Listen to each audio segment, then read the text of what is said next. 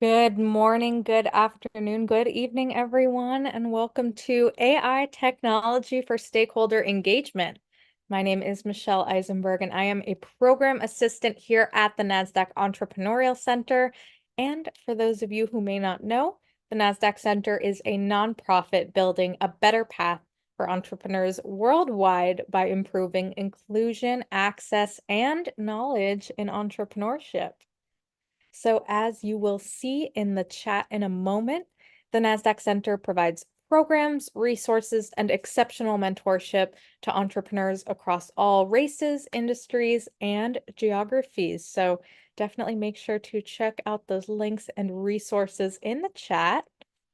And then just a couple of housekeeping items before we get started. First, let us know where you are dialing in from in the chat. We always love to connect. And second, we are going to open up for live Q&A a little bit throughout the event and at the end of the event. So please make sure to submit your questions for us in that Q&A function at the bottom of your screen throughout the presentation, and we will try our best to get to all of them.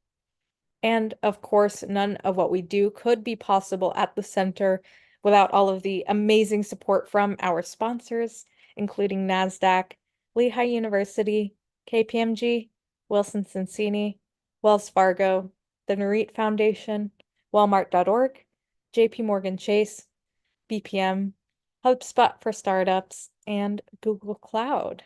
And we are humbled by their contributions and hope you are grateful too. And so before we get started, we always like to launch a couple polls to step back and see how everyone here is doing today. This first one will ask, how are you feeling? Fearful, anxious, surviving, or optimistic? And we'll give it just a few moments for folks to submit a response here. Wonderful. Thank you. Thank you. All right. All right, I'm going to go ahead and end this poll, share these results.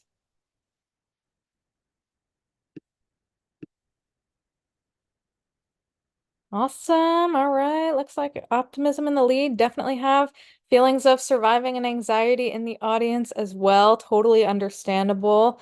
And hopefully this helps you see that you are not alone, however you are feeling. So I'm going to stop sharing this poll and launch that second poll. What is keeping you up at night? Finance, sales, marketing, scale, pivot, team, or surviving? And this one just tells us a little bit more about your current entrepreneurial needs so we can ensure we are continuing to develop programs and resources that are meaningful for all of you. Wonderful. I'll give it just one more moment. Thank you. Thank you. All right. I'm going to end this poll and share these results.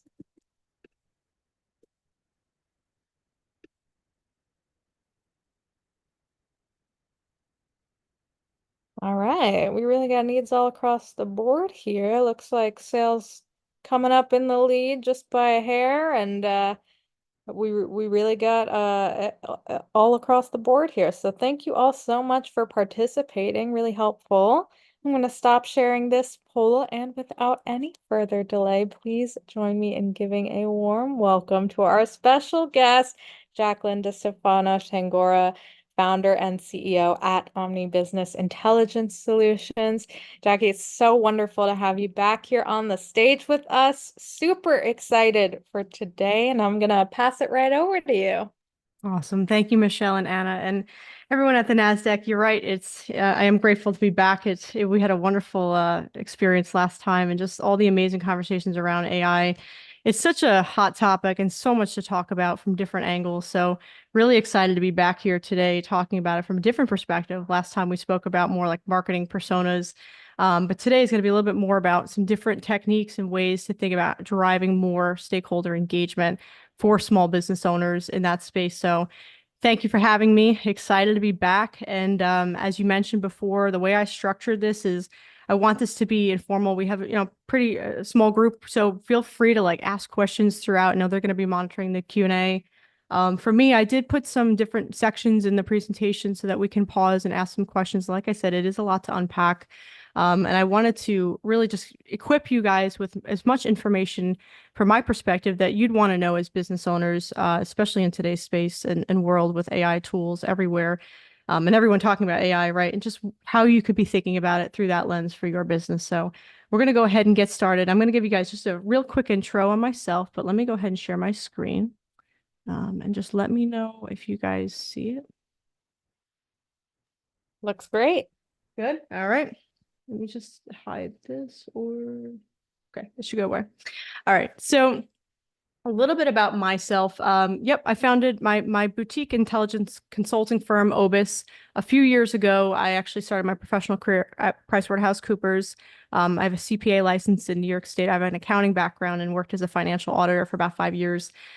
Like many people, during the pandemic, I kind of woke up and realized that that was not exactly what I wanted to do for the rest of my life. And I just had a growing passion and interest for technology, and just being able to leverage technology in a way that can make a business grow and just dive into those data-driven insights that we're all wanting and needing to know in order to make our businesses grow. And so after 5 years doing accounting, I actually wound up switching to do technology consulting at PwC at the time, and worked as an AI product owner on a few different projects, and then eventually resigned to go full force on my consulting business and helping small businesses, mid-sized businesses grow with different strategies, adoptions, techniques, and just having helping them have a pulse and an ear to the tech world and really being agile and adaptive to what is out there and what's available to them and how they can leverage those different technologies to help their businesses grow.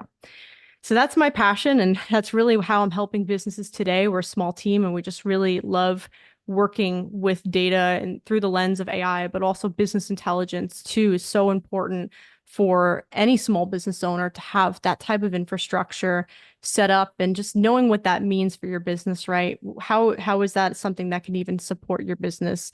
And so that's really what we do largely, is helping businesses in that capacity. But for today, we're going to zone in on a particular specific element of AI and way of using AI, creating AI-powered processes and ways of uncovering, just being innovative in what's available, whether it's tools or techniques.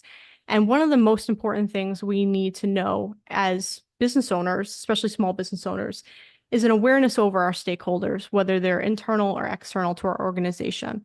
And largely, I find a lot of businesses that I work with, whether they're smaller or larger, the smaller ones usually focus on finding tools and ways to, beef up sales and marketing functions in the business, and more the enterprise kind of lean towards thinking about internal operations and techniques. So for that purpose alone, a lot of what we're going to be talking about today is going to be thinking about engagement techniques and strategies for more of an external facing environment, whether it be your customers or your audiences, people that interact with you on the outside.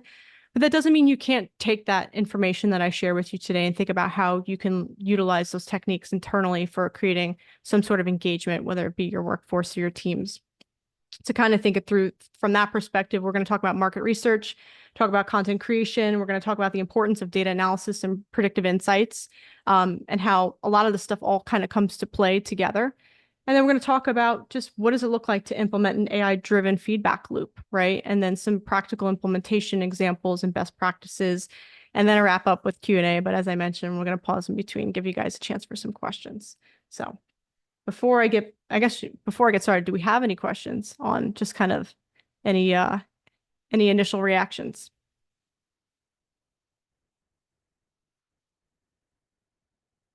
I will take silence as a no. Okay, so we're going to start with a basic formula.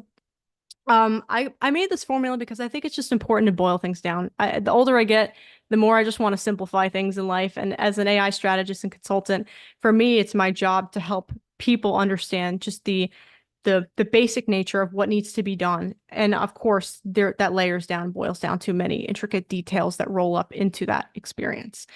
But ultimately, creating AI-powered market research is being able to think through a few different lenses at the same time.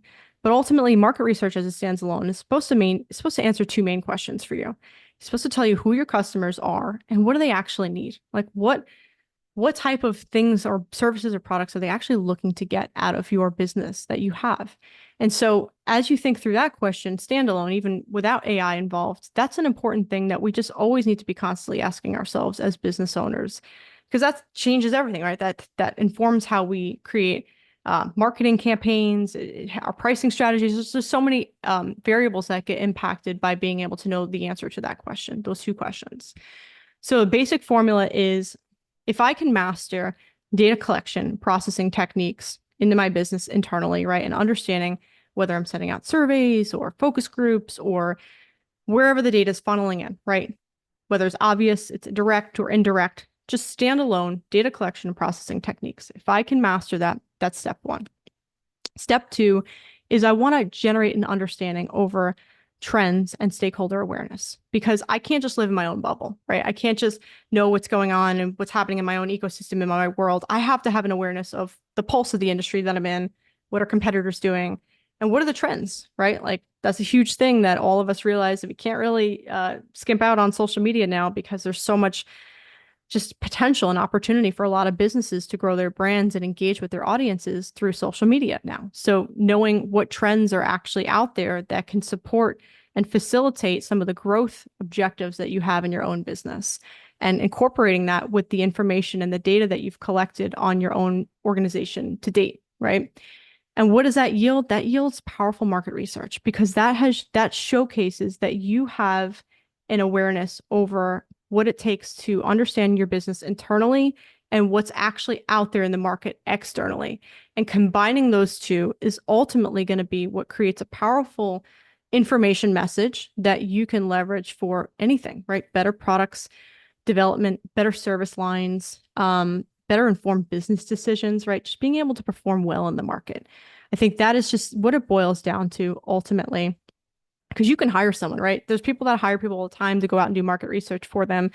And they can survey customers, they can do whatever, but only you know what it really takes to operate your business internally, and all the data that's being collected internally and what's actually out there externally is actually where it might be more wise to hire some sort of research consultant to help with that, because there's a lot happening out there.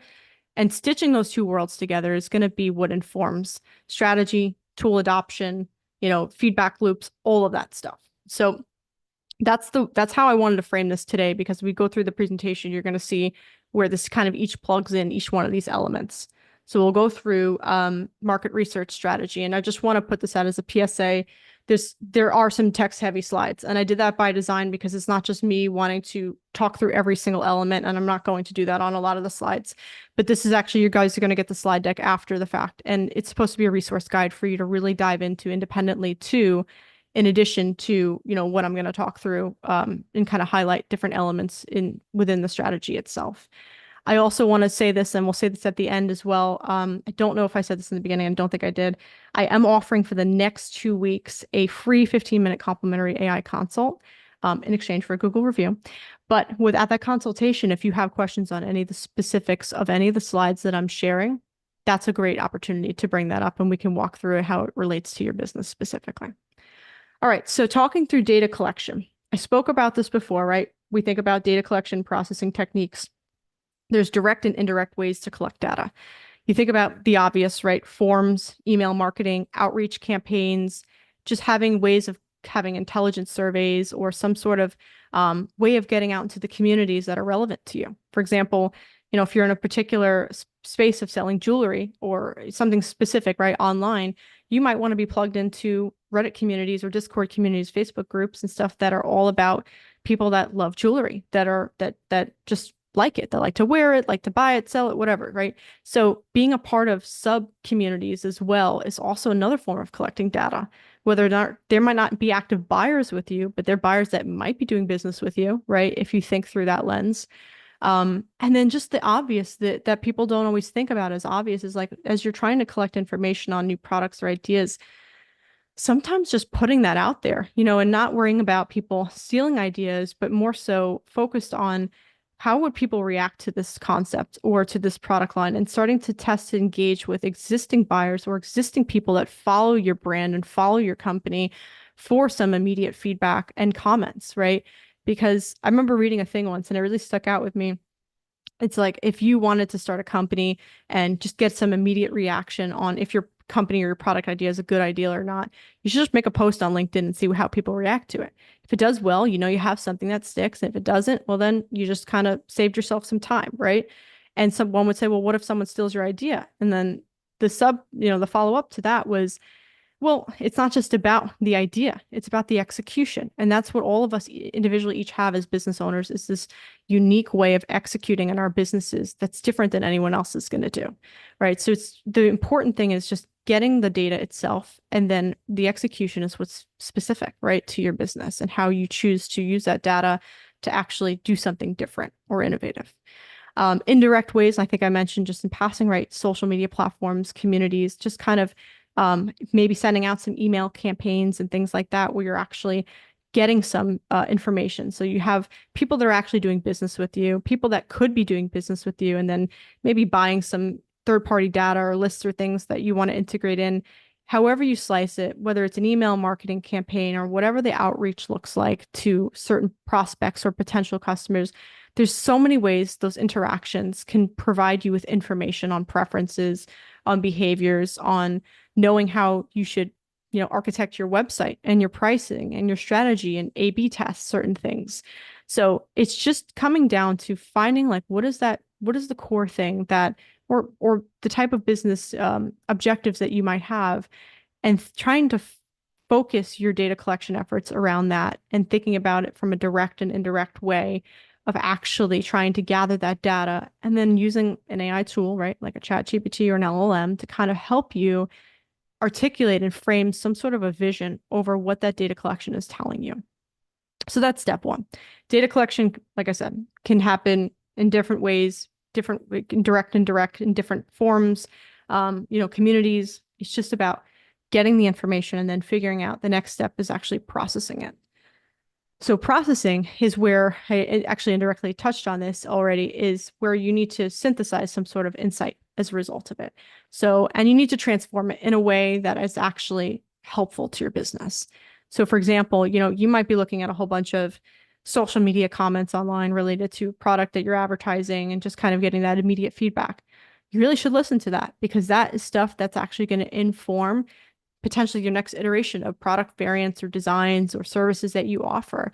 And how can you create personas or segments based off of the information that you're seeing happen online? What kind of general sentiment do people feel and experience when they see you in action or they see your brand online? Like thinking about all of those things, and how can you use some sort of a business intelligence or a data analytic tool or an AI tool specifically, right, to help synthesize and process that information to take you to that next step. So whether you're looking and you're using some sort of a scrape tool where you can scrape comments and just get a general sentiment, well, how can you take that sentiment and turn that into product development, service development? How can you take that and turn that into actionable steps for your team in sales and marketing and ops and finance to actually put something into play that showcase that you listened to people online when it comes to your brand?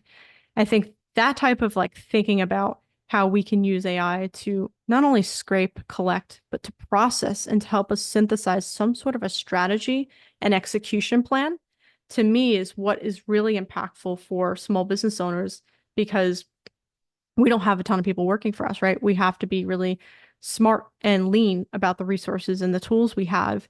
And having a workflow like that configured is extremely important for your just competitive nature and growing your business, but just general like adaptability and being able to grow the brand the way that you want to. Because it's iterative. It's something that can self-maintenance over time after you build something that is actually shows you're listening, you're building, you're producing, you're listening, you're building, you're producing. And that constant nature of it is something that people often overlook, but really it's the most important thing when you're starting a business, is listening to people who are doing business with you and those that could be doing business with you. And so where trends and stakeholder awareness comes in is where can I tap into what's existing out there, right? Things that are already trending, what's audios, visual hooks, viral scripts, things like that, or ways of people editing styles, like the way people articulate themselves online. We went from ChatGPT being this huge explosion where everyone was just using it for generating their scripts and their copy and everything online to people being like kind of stuck up now and seeing like, well, I see the word delve and I just know that that's an AI generated post. And so there's this distinct awareness now where people have like this, well, I'm using AI, but also I don't use it for everything. So like managing that dynamic from a brand perspective as well is really important because it's going to continue to shift and change over time. And knowing when to really harness it for an external use case versus just using it to augment your internal processes and your workflows is really important in my opinion, because people are becoming a little bit more, not just aware, but also, yeah, I guess I would just say aware to the fact that they can easily detect certain things, and that's okay. It's just a matter of how do I tap into trends? How do I be innovative, but also keep my brand, keep my messaging as is, and be smart and be adaptive, but also not give up everything and maintain this quality of what it is, a business that I'm trying to build in the market. And so trends is also like this other website I came across too for people that are interested in building out their engagement strategies online through visual media as well. There's a site called like transitionalhooks.com, and it's basically hosts all the top trending visual, like 5, 10, 15-second visual hooks that people usually take that and then they record themselves talking about their business, selling something or something after the fact, right? It's like this new trend, and those go viral, right? And so that's a way of being smart about using a trend with based off data that you know. So if you know something about your client base, right, because you did incredible data collection, you processed it, you used AI to think through how you could take that data to the next level and what insights, and maybe you use that to write a script or something to help you on camera. Well, then use a visual hook. You pair something like that, a trend, to your insights that you have an awareness on your audience. And then you have something that's personalized to the people that follow you or to the people that look at your brand, and you're following a trend. So you check a box there and you've listened to your audience and you know you're crafting content that is actually going to engage with your audiences. So it's about stitching different things together and kind of creating some sort of a web, if you will, on a strategy that makes sense for what you're trying to do. I won't go through all these, but I do have a list of quite a few different tools that would support with some data collection, processing, and trends. I mentioned one on the trends, so transitional hooks is really, really good. Another great one for research, because sometimes ChatGPT, right, training data cuts off, all that stuff, is Perplexity AI is an amazing tool for just real-time research. It has web browsing capabilities. It would help you with some form of market research and being able to tap into certain trends that are trending online. Has access to research papers too. So it's a really good tool to check out. And I actually use it a lot for my own independent research too. Trend watching is a tool that has the ability to like socially listen. So that's another tool you might want to think about, is having socially listening tools. Because if you don't have like a social media marketing team, you might want to have a tool that's like scanning the web, if you will, for things that your stakeholders would want to engage with, right? Content wise, and just what you should be thinking about, scanning for competitors, insights, and all of that. Tools like that are really important for small businesses to have in play, especially as you're trying to figure out if you need to pivot or not in real time. Data processing, I'm kind of going backwards here, is just really important. I think, as I mentioned before, but some tools that I use personally, Alteryx, I'll use Power BI or Looker Studio, Google Looker Studio, and Tableau as well, Salesforce business intelligence tool. And this really enables you to synthesize data into dashboards, into formats that you can start to make decisions based off of. In addition to that, you can use AI tools, large language model technology as well, like a ChatGPT or any one of these different models, Gemini, and use it to synthesize information that you have in your own business to give you next steps, right? To give you insights and strategies for whatever you're trying to do next. And then data collection SurveyMonkey. I think a lot of us probably use some of these email marketing tools, and things that are a little bit more direct is stuff that's directly interacting with people and getting their direct feedback on certain things through forms or focus groups settings.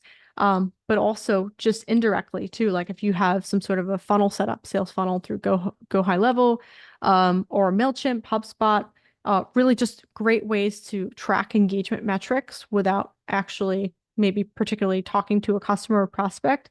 And that obviously is data that you should be listening to, right? Some of it has plus or minuses. There's some issues with spam filters and other things, so you can't rely on it 100%. But if you can get the general theme and trend of how impactful what you're doing is impactful or it's not, generally by most of these tools. And then a cool one I'll leave you with is Viral Finder. Really cool if you're looking for other accounts or businesses in your space online that are doing what you do, that are already viral, have already made it, and you want to study their strategies. You can plug an account name, or I think you could do like a blind search too, and see what else is in your niche and space. And that will enable you to actually study what other businesses are doing in your world.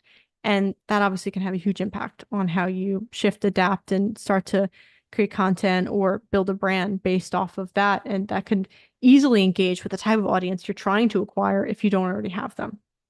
And then lastly, simple things, I think, like some of us have like Google Analytics and things, web traffic, like just listening to that data and having reporting that's funneled up based off that data that's telling you what to do next is extremely important, even beyond just the general like dashboards.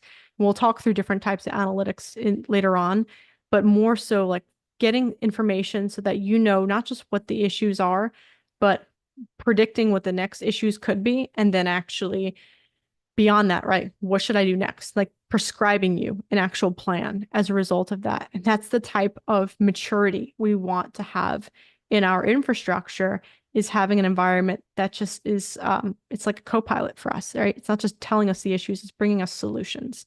I think that is one of the most important things that a business owner should have in their infrastructure setup.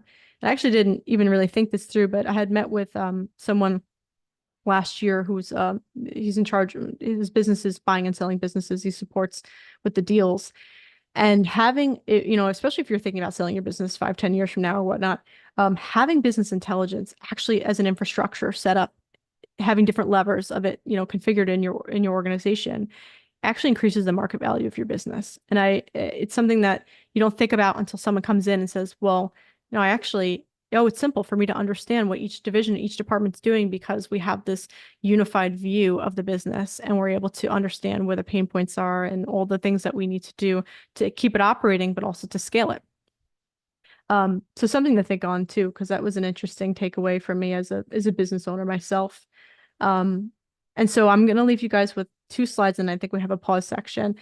I love these tools. I don't just preach on what other people should do. I utilize these tools myself. And I gave you guys a list, I think 2 slides here of the top tools that I'm using in my own business, for different reasons, right? Some things are going to help me engage with my stakeholders in a more powerful way by utilizing tools that are streamlining business processes or creative design, and having some sort of a creative AI partner that's helping me with just general ideation and being able to be innovative with whatever we want to try or test in the market.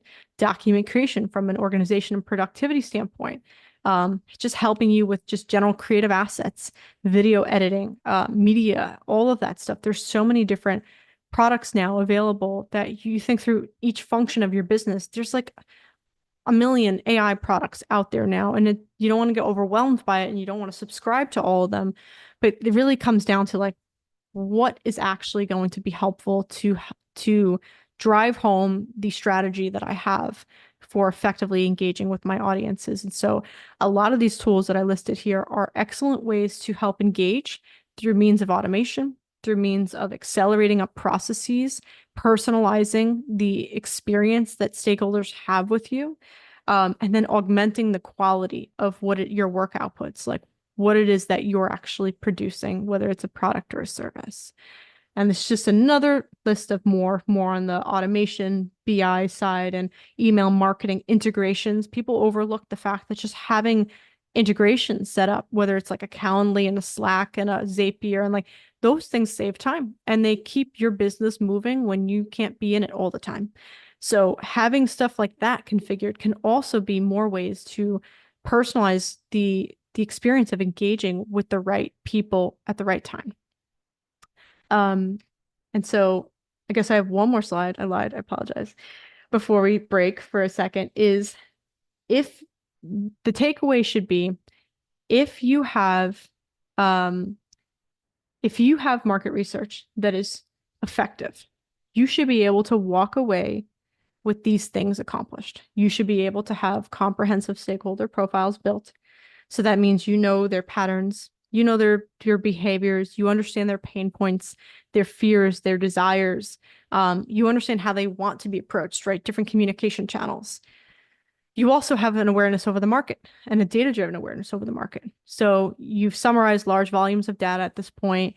You have some sort of a sentiment analysis that you not only are just looking at a stakeholder level, but now you're looking at a market-wide level. And I think that's important because then you can actually build a strategy for engaging with each customer segment differently, right? Different audience profiles are going to yield different execution strategies on how you want to interact with that group of individuals.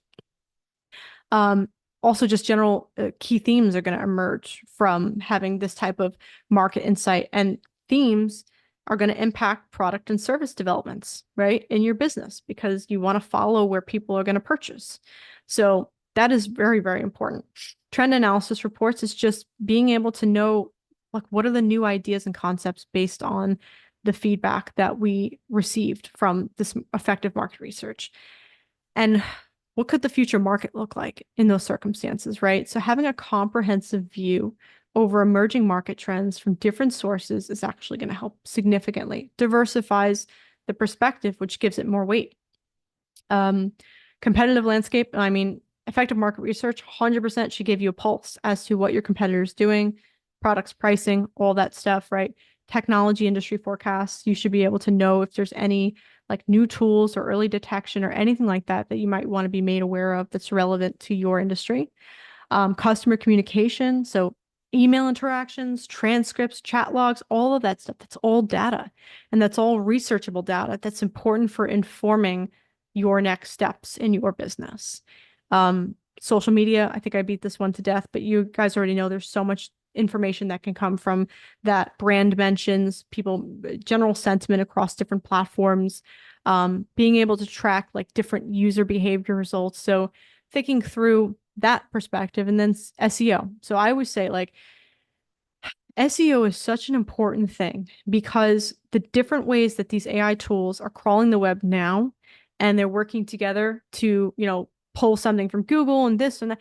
If your brand is not consistent online, that's not good. If your brand messaging, you have one thing where you went all in on one platform, but you didn't do anything on, that's probably not good. You really need to think through what it is your messaging needs to be, what you're offering the market, right? All of the value proposition, all that stuff that you're bringing to the market, and make sure that it's optimized from a copy perspective, from a brand perspective, everything that you want to be seen, and really diversify where your reach is online, because that actually has a huge impact on what gets picked up, especially as these AI models to get like optimized and training updated changes, and you don't realize how your business information will be picked up in it if it's not already, and it's going to tell a story about you. And people are going to go to these tools more than they're going to go to Google for search results.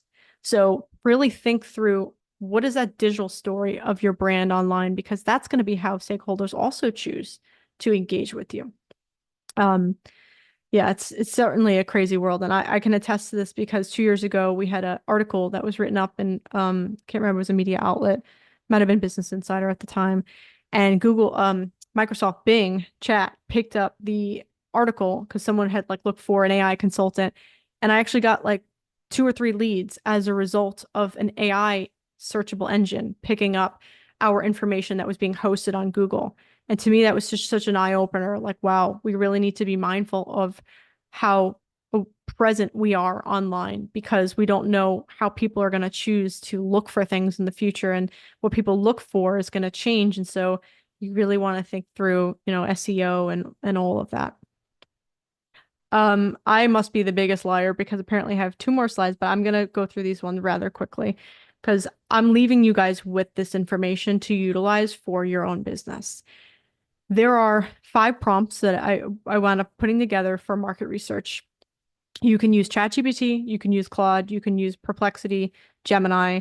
The purpose of this is that it's really important for you to think through the different steps of market research, but also I wanted you guys to have something you could easily implement today. So for example, if you're interested in figuring out what methodology you want to have, or how do you gather the right information, or how do you craft a custom persona, find competitors and find market gaps. Here are 5 prompts, and I have them on both screens. So you can flip through the deck, you'll get each one of them. You could drop them in, but my recommendation is before you do that, collect as much information on your own business as possible. Get all the data that you need, just business context, what it is that you do, talk about, what you've done in the past, but more importantly, talk about who's currently buying from you, right? Who do you want to buy from you? Who do you think your competitors are? Who are your competitors, right?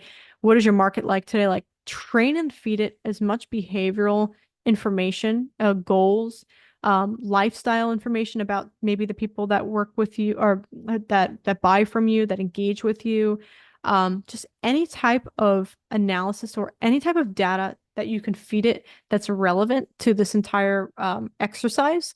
I would recommend gathering all of that and properly labeling it in either different documents or structuring a prompt where you have a section that says, here's my context, my business, here's what I have, here's everything about my business, etc.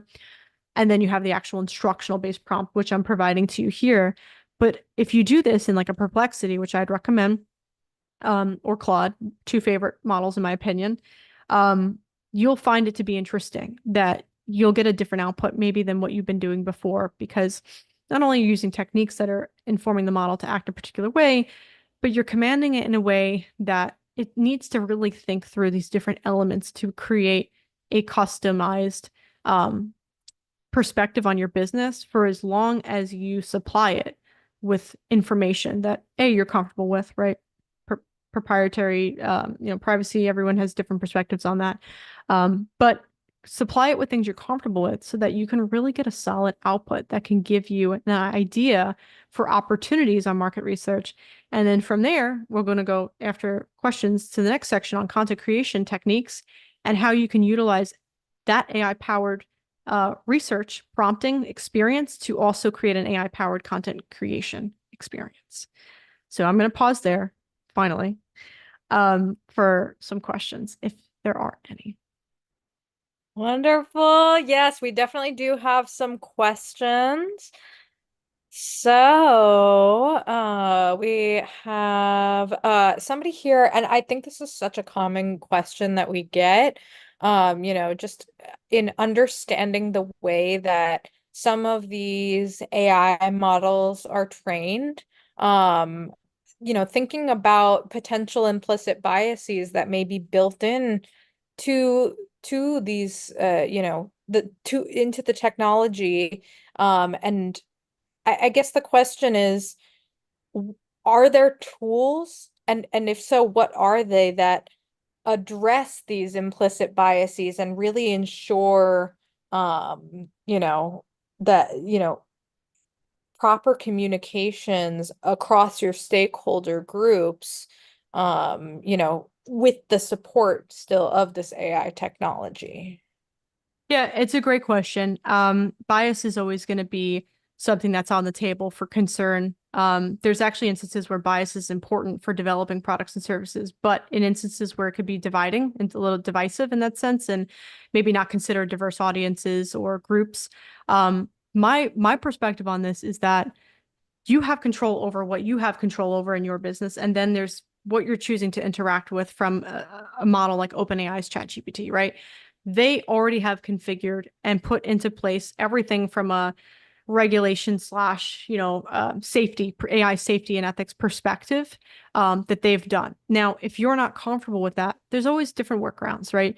You can get outputs from there and you can use different models to say, hey, can you rate this on a scale of, is there bias baked into the statement or not? Kind of like use it, make them go back and forth to each other so that you can get additional opinions outside of just that particular model. That's why we have different models. I actually sometimes have the different models rate each other's responses. And it sounds crazy, but it actually is funny sometimes because it gives me more perspective on which models are actually a little bit more strict than others. Some models are going to be more strict than others too. And I think that's comes down to knowing who developed it. And, for example, Twitter, right? Or Elon Musk Grok. That one's unhinged. Like that one is the one that you go to if you want something funny or crazy and you don't want guardrails. But an OpenAI and a Claude actually, like after a lot of feedback and working with different groups, have actually incorporated different things into the models to help reduce some of those biases. Now, if you are bringing something like that into your business in an external facing setting, which I wouldn't recommend unless you really tested it out and you're comfortable with it, potentially any one of these models could go haywire at some point, right? Is that you can actually create, and this would require some code right now with some having a developer, a wall where you can have it have another security layer where it's actually hitting that wall first of more checks and balances in your business before it goes out to the market. And I think some people are doing that, depends on your budget. But right now, do I know of like a tool that's specifically calling out certain biases? Not, I'm sure there is one, but if I were to actually invest my time into building this technology and like let's say it's a chatbot on my site or something that's going to be external facing with a group of people, I 1000% would invest in having someone come in and build in additional wall layers so that if something fires wrong, it's got to hit 5 walls before it gets to them. Right. Right. Yeah, yeah, you bring up a lot of really interesting points there, especially just like recognizing, that these models are built, differently and they may have different guardrails up. And so just, I love this idea of having them talk to each other and really just playing around with finding that sweet spot for you and your business. So wonderful advice there. Um, just a couple other questions. I think this is kind of similar, I think you kind of mentioned even some tools that are specific to personalizing and curating content or Mhm. communications, but just any best practices or tips around ensuring that your communications are authentic or, just humanized in that way. Well, after all, we are in charge of what goes out the door. If we are the people still in charge, AI hasn't taken over yet. So yes, there's always that authenticity metric where it's like, does this really represent me? And I think this is why it's important to know who you are and who your company is and your brand and your voice and your messaging, because there's so many options now within these models to put custom instructions in to tell a story about yourself so that, the purpose of the development of a lot of these models is they want to sell them for people to use in their businesses, but they know each business has their own story. Each business has their own group of people that work with them, especially small business owners. Like, to me, that's so important is retaining that voice and not sounding like other people on the internet because that's very easy to happen now that everyone is getting so accustomed and comfortable with the outputs of a smart model. We're all talking like each other now, so I I find that to be interesting, but to me it's does that does it are you using it to replace your voice or are you using it to refine your message or your metaphor? Are you using it as a partner for creativity or using it as a replacement? And I think if you're using it as a replacement, well, absolutely, you're gonna find your voice is going to be gone before you know it, right? And you're not going to have your own independent thoughts anymore. And I think that's a huge concern people really need to think about is this over dependency too. But 1000% is you're still in charge. Like, think about when I go to these models and I want to get an idea and do something different in my business, I'm going to it with something I thought of on my own. And then we're going back and forth until I find it to be like, whoa, that's awesome. But it Right. still represents me because it was my idea, it was my vision. It just helped me get to a point where I wanted it to be at. Am I going to it and telling it to write me a thing on a whole different topic that I have no education or experience on, and then I'm going to go pass that off as my own? No. I want to learn something and grow from that and then create my own voice, my own vision, my own perspective over that. And then that is what I share with my stakeholders because that's me. Yeah, love that. Wonderful. All right. I think we'll pause there for questions at the moment. If you want to I'll, continue. I might answer Benjamin's because I think it's about business Oh, intelligence. sure, Yeah. absolutely. So this is a good one. So how to use internal business intelligence with external information without having to mix. So it's a great question. And then you said, do you use your analysis separately and compare? Yeah, so personally, and we're actually going to go into more detail towards the end on business intelligence, but business intelligence internally, if when you say internal, I think you might mean like getting insights on your business, internal insights in your business with external information with having to mix. I mean, I don't know. It's about data bifurcation. Like it's about making sure you have an awareness over your data sets itself. So if there's a concern about something mixing, then that's more of an analysis, maybe a potential analysis or a data integration issue. But you absolutely have the ability when you're doing business intelligence to configure your information coming in one particular fashion, right? And then pulling in external information and analyzing them separately. So it doesn't have to necessarily inform everything internally within your business. And as you're thinking about how external actions or developments on the outside of the business could impact how you operate things on the internal. I mean, if you didn't want them to mix, I think I'd be curious to know why, because I feel like those are such strong signals to understanding and operating and creating a workforce and an internal pulse on how to grow the business and how to operate the business in a way that's responding to people that are willing to put dollars on the table to do business with you. So I think that's an interesting. So if you want to give a follow-up to that, I'll be happy to answer something on the second half of the presentation too, as we go through it. Wonderful. Absolutely. Lots of great points and questions to kind of think about there. So we'll follow up for sure. All right, I'm gonna pop off. Cool. All right. Okay, so we're going to continue now on the content creation side. So as we think through AI powered market research, now we're thinking about how can we inform the actual creation of our content as a result of having AI powered market research. Well, now we have a new formula because I like my formulas. And this is going to show us how having that type of market research, plus having an awareness over not just trends and trends we did talk about in brief before, but having awareness over formats, right? Distribution channels and how that content needs to go to market is ultimately going to be what yields a personalized, optimized, engaging strategy that is going to be for various stakeholder groups that are looking to do business with you.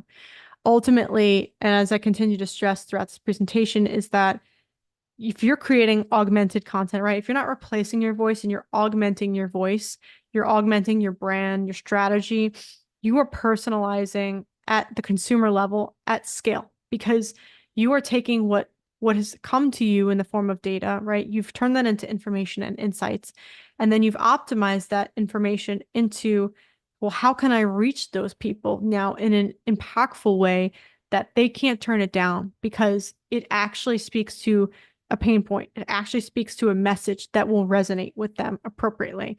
And that's why content creation, effective content creation is so important because it reaches the right people, it reaches the right audiences when it sticks. And not everything has to go viral for it to be effective. I think sometimes people cross the two worlds. It's like you could have 300 followers on your account, but if you have like 20 to 30% conversion ratio on that follower account, and people are actually doing business with you, that's more than people who have 300,000 followers on Instagram and no one's buying from them. So, really think through like, don't worry about numbers, focus more on what is it that I'm producing? Am I producing value? Am I producing a valuable product, service, etc.? And how can I listen to the people that are wanting to do business with me, the people that follow me to personalize my outreach and personalize the experience that they have when they work with me? So now this is a framework that I developed in order to help conceptualize how content creation can inform our next steps in the research, market research outputs, and also just what we do to engage with those that are around our world, right? So it starts with the effective market research back to the beginning of this presentation, right? What does it took? What does effective market research look like? Well, we know what it should look like. It should give us, right, those stakeholder profiles, data-driven market insights, all that stuff. From there, we should be able to use maybe AI, right? an LLM, to bucket that into content themes, to be able to take all of that data that we got back and we mixed it, whether it was something internal, external, or it was just coming in directly from the outside, however it looks, right? And you take that in a way that you desire that to be. So then you look at it, content themes, and then from there you want to understand, well, what trends can I tap that can plug into these content themes? Because now you have thematic things that you're selling that are going to fall under those themes. But now you need to, the execution is super, super important. So you think about what different ways can I actually utilize the AI powered insights that I got out of deriving themes and format them in a way that's going to be helpful. So trends trickling down to things like, well, if I'm trending on this platform, TikTok's trending on these types of different things people are doing, but they're not doing that on Twitter. They're not doing, sorry, X, right? They're not doing that on Instagram. They're not doing that on Facebook. There's different audiences on different platforms. And so understanding trends and how they kind of transfer across different platforms too is very, very important for execution. And then from there, formats, like proper formats. Is it a carousel? Is it a reel? Is it a, is it a post? Understanding the different ways of engaging from a distribution channel down to the actual content format. And then lastly, the most important thing that you really should never post anything on your business channel if you're trying to grow your business channel and get leads without a call to action, because it's just a waste. Like everyone knows you're in business and there's got to be some sort of a CTA, even if it's an educational CTA and people need to follow you for more, cool.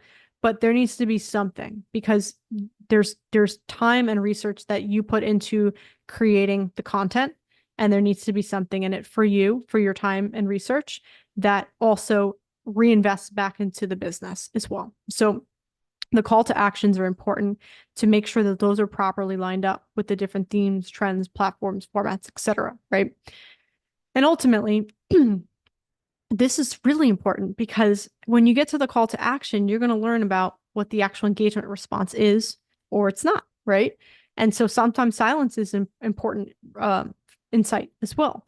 And that's going to be what you can leverage, whether you're using analytic platforms or social analytic platforms, or you just want to scrape everything and use ChatGPT to take you to the next steps. However it looks, there's different ways to do it. But the most important thing is taking that output and re-looping that back to the top, because you have now findings. Either something worked or it didn't work, right? Something stuck or it didn't. And that is what needs to be what reinforms your effective market research happening again, because now you're going to go back to the market. It doesn't have to be surveys all over again. It could just be email marketing or however, is most convenient. But you're going to go back to the market again, and you're going to remarket with something, a new insight in mind.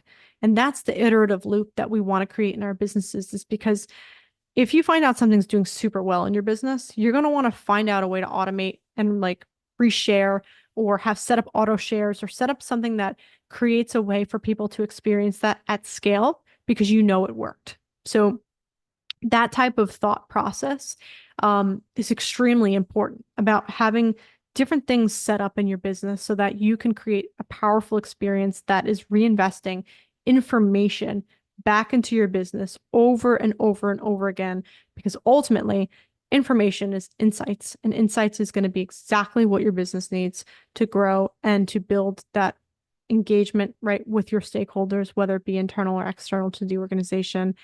And ultimately, that's what we all want, right? Because engagement is going to foster conversion. Conversion is exactly what we're all looking for business growth. So ultimately, this is something to think through. And, a quick little plug on a tool, for example, like ManyChat. If you've ever watched people put videos up and they say, comment speaker, and I'll send you a link, I'll DM you a link to my guide. They're using an automation called ManyChat that's actually enabling them to have an automation configured so that anytime someone comments, that automatically the DM gets sent. So they're not even on Instagram doing anything. They're literally just having their backend systems just automate the messages for them. And so that keeps up with demand, and it keeps up with engagement, and auto replies helps foster actual engagement levels online from a content perspective. So there's a whole world to this. I'm sure we could go in for hours on all of this, but the point I'm trying to make is that there's a flow to this. And it's important to understand where you are at in the flow. And constantly you need to continuously ask yourself, how is what I've gotten now at the end of this flow going to reinform me at the top again? Because that's actually what successful businesses continuously do, is they never stop learning. It's continuous optimization. Okay. So again, I won't go through these in crazy detail, but I did leave you guys, I think, with 2 prompts that you could leverage for content creation. So whether you're thinking through your business and gathering all the social information about your business, if you're looking to have a content creation calendar, one thing that I love is that you can literally use this to create some sort of a appealing, personalized content creation calendar about your niche or top niche type of business that you're in, right? Services, products you sell, and also the type of target audience that you have. So super, super awesome. I love this one because it actually incorporates hooks, like viral hooks that people are saying now online that can build intrigue and just get people to stay on the video for longer than 3 seconds, because that's all you really have before people scroll, if that now. So thinking about that, and then how you can build some sort of a strategy. So if you were to do this prompt and you were to put in the information around your business, your audience, and what you do, right? You would get an amazing content calendar, and you could go to your social media team and they could build out information, content around that. And what I liked about this is that it also considers ways to keep the engagement moving. So whether it's this one or the next one, I like this one because boosting engagement, right? Boosting ways to interact with people. It's giving you now an idea, or you're asking for ideas based off of your business model to help it give you captivating stories or stickers or messages or ways to get people to be wanting to lean into your business. Now, this is a really, simple, clean business prompt, but if you have a business that you don't mind being a little bit edgy or something like that, you could totally ask it to be more creative or a little bit more unique or different, or things like that, where you can get some interesting things. And that's going to be how you test different ways of interacting with your market online as well. And you could totally utilize some of these techniques in email marketing and different ways of interacting with your stakeholders today. I think I already said this before, but I'm just going to continue to emphasize prompt effectiveness. Drop in as much relevant data as you can. Share your audience data, share everything, share trends if you know of them.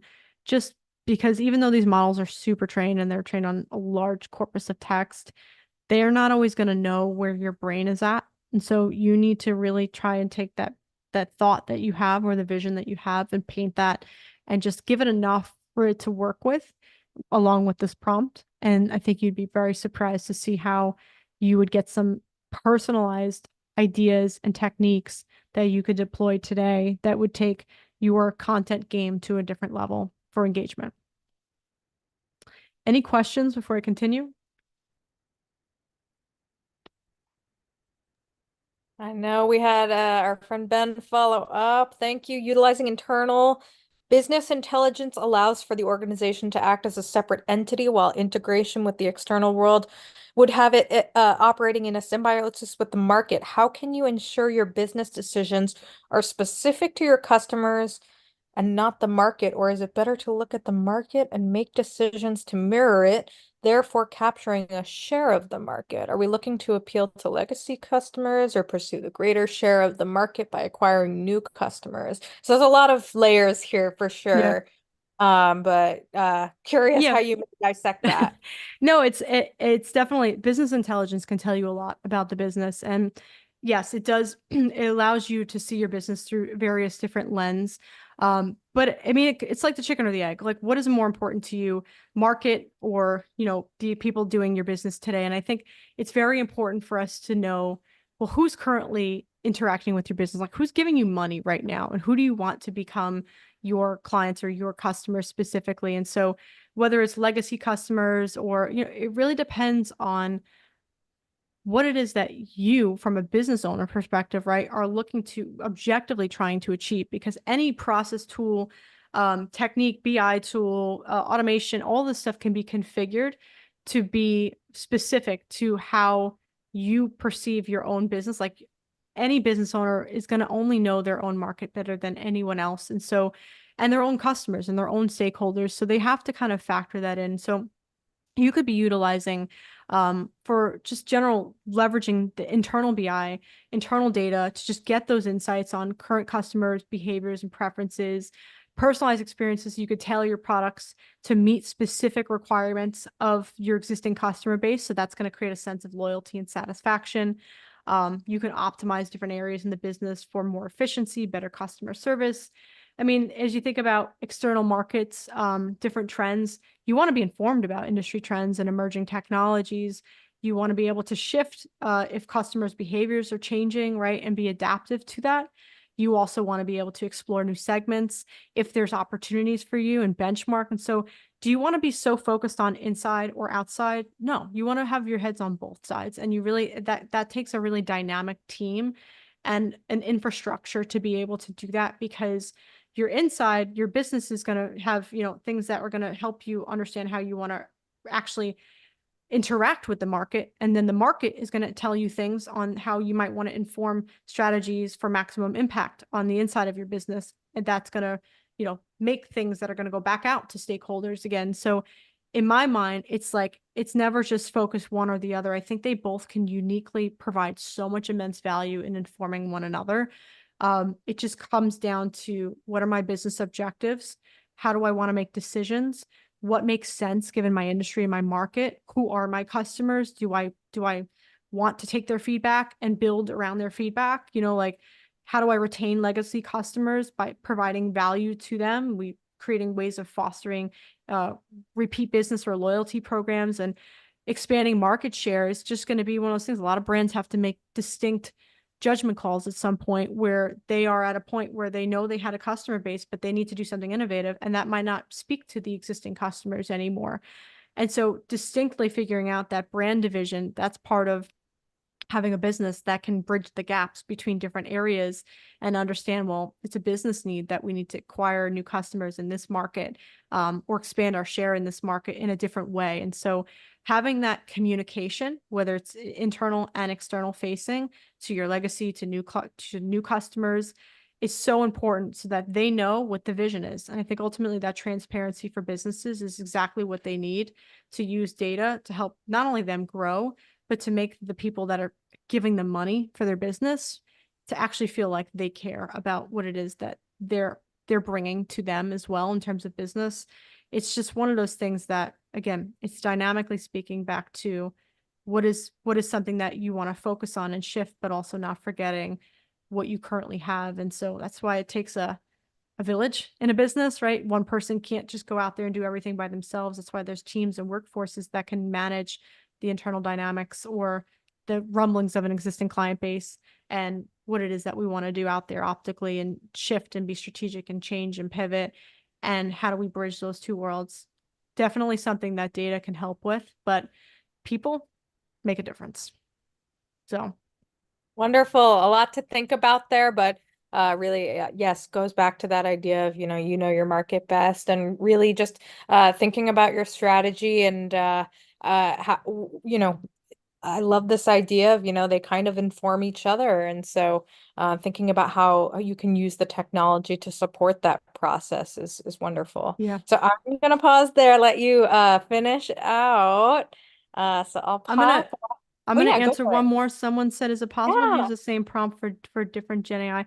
Absolutely. So I highly recommend doing that, because that is a great way for you to get a sense over the quality. And actually, I'm going to give you guys a tip that I found to be kind of funny, but it was really cool when I learned it.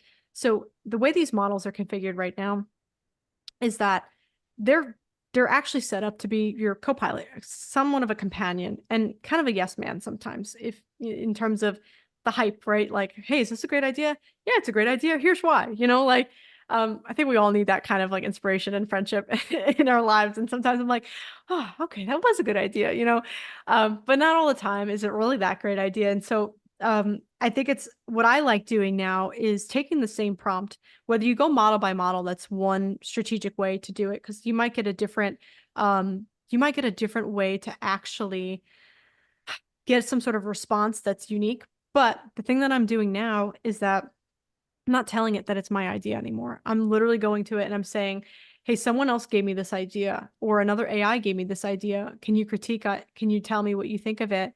And that's actually been yielding some more authentic responses than I've been getting previously. So like when I did one chat window saying it was my idea and it rated me like a 9 out of a 10. And then I told it that AI gave me the idea and it gave it like a 7 out of 10. And I was like, well, that's kind of interesting because, if anything, I want more critique. I mean the ego boosting is not a bad, but like, I'm looking for a partner that's going to be honest with me.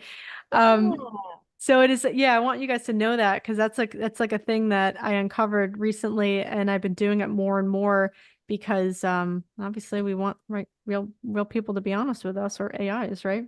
Right. Who Yeah. knew that they could lie to us? So Oh my goodness. Yeah, it's like I know there's this whole thing of like, strawberry has three R's in it. So it's like really interesting, how these models capture and release that information yeah. again. So wonderful. So All right, I'm gonna pause there and let you go. cool. All right. So I actually see one more question on perplexity, and this is important because this actually came back to me. So perplexity is actually under fire, yes, right now with certain issues regarding data collection. How do I account for moral aspects? I think it's an excellent question. I think right now, majority of these providers, none of them are just morally ethical in that sense. There's a lot of data scraping and collection that are going behind paywalls. You find a tool, and any tool under the sun right now is going to have some sort of an ethical dilemma associated with it. So we're not really at a position to choose. We don't really have the option right now because just about every single model, and they might not say this, but if you read privacy policies, you study the different lawsuits happening, they're all under fire for something. And it's about more so kind of choosing to be innovative at this point and recognizing that there's going to be points when society reaches a limit where we're no longer utilizing some of these tools anymore, because certain things happen and got uncovered. But that's a different topic I can go into more on a personal consultation. But I would say read the policies, understand what you're getting yourself into, and yeah, you have to determine if that's something that you're okay with. If you value more of the regulation versus innovation. It's been a debate at the top of technology for years. But it's something that it's a personal choice. So, okay. I'm going to walk through a last use case just in terms of knowing different ways that you can utilize data analysis and AI feedback loops to actually inform the next step. So I'm creating some sort of an example where we have a problem within a small business, e-commerce business that is looking to continue to grow, but they're experiencing high churn rates, right? They're losing business.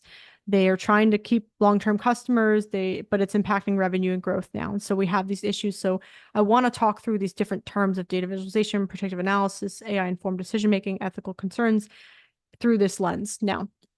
And so it's important to understand that problem statement is something that commonly happens with a lot of small businesses. But what's an AI-powered solution that could support? Well, having access to your historical data and your browsing data for those customers and behaviors and the different ways that they're interacting with you from a support standpoint, as well as having an awareness on external market trends, is going to be the data that you need to be able to actually predict churn risk and personalize any engagement strategies that you might want to have in the business. Implementation. So I use Power BI because that's one of the tools that we use for a lot of customers, Microsoft Power BI. It's an amazing tool to help you visualize data.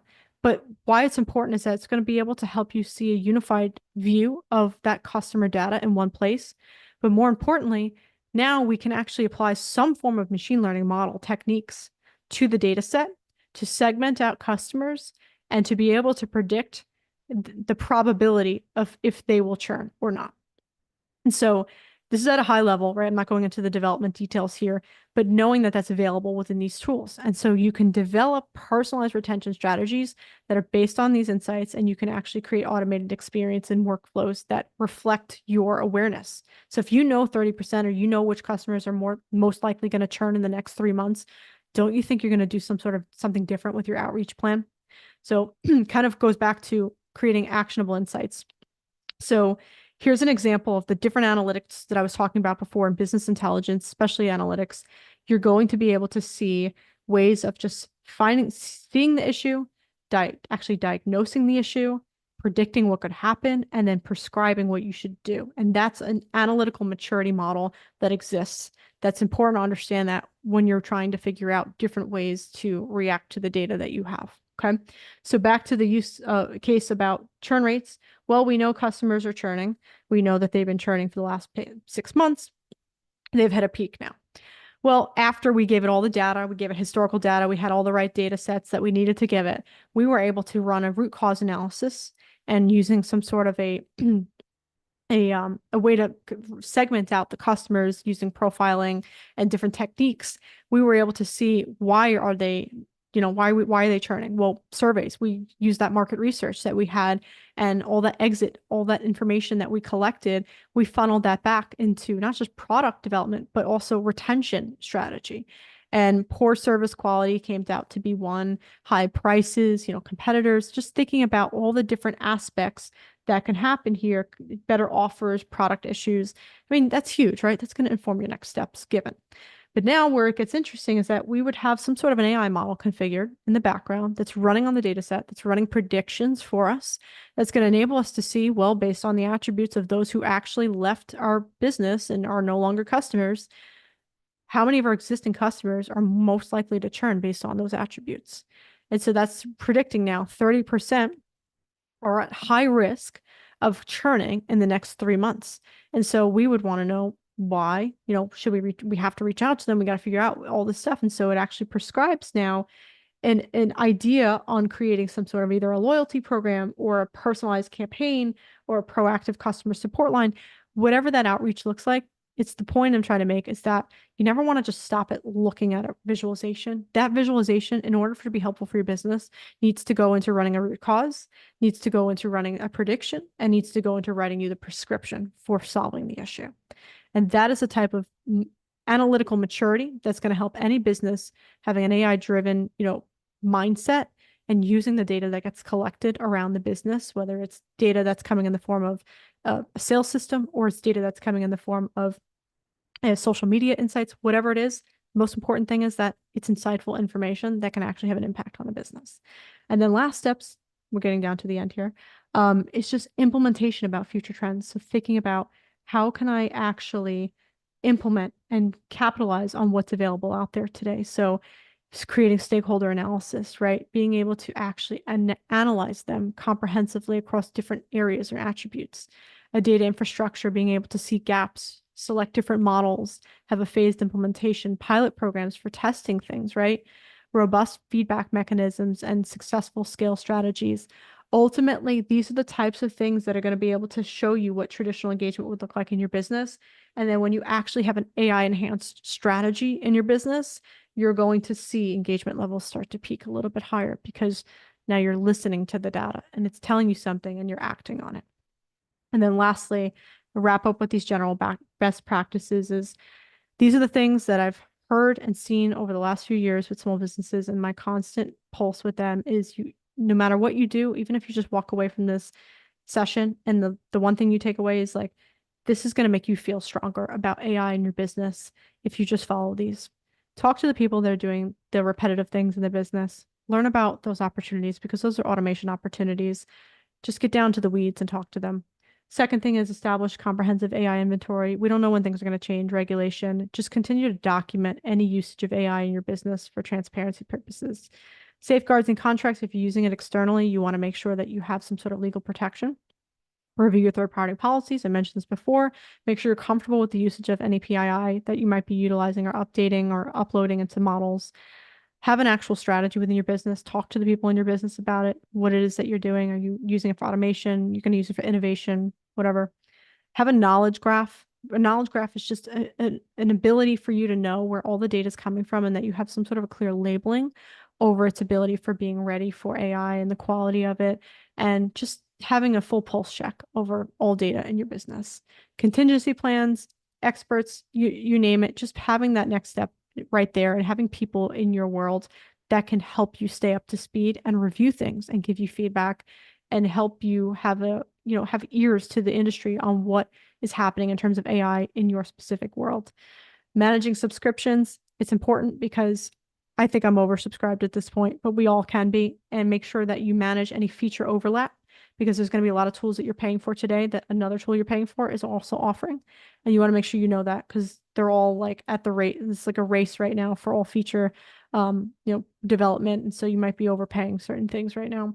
And then literacy, it's just a mindset thing. You want to make sure that you're bringing that perspective to your world around you. So not just your customers, but the people that work with you see you as an AI literate business owner, but also someone that's adapting and growing with all of the changes. And lastly, I wanted to mention this before. So I have the complimentary 15-minute consultation that I'm going to be offering. 1 to 3 questions, come prepared with that. In agreement, we'll be providing a Google review after the fact. If you need more questions than that, I can give you pricing for a paid consultation. We could do a half hour, an hour, but that is the first thing that I wanted to offer. And then second, I'm really excited. In the last couple months, we've been building and working hard for a lot of our customers, listening to our customers, right, about what it is that they want to see. And so we've developed 2 products, one for more on the strategic side for business owners that's going to enable them to take a workbook. It's like a 120-page workbook and strategy guide. It feels like kind of like a textbook, but it has like a learning module and mechanism with each section that you can actually take back to your workforce and sit down and do these different examples and go through different things like, ethical things, PII, frameworks, talking about where use cases are defined, talking about just the different ROI concepts and where just really the opportunities lie for you, and get you more comfortable with it and get the people that work with you a lot more comfortable with it too. So that's the first thing on the left.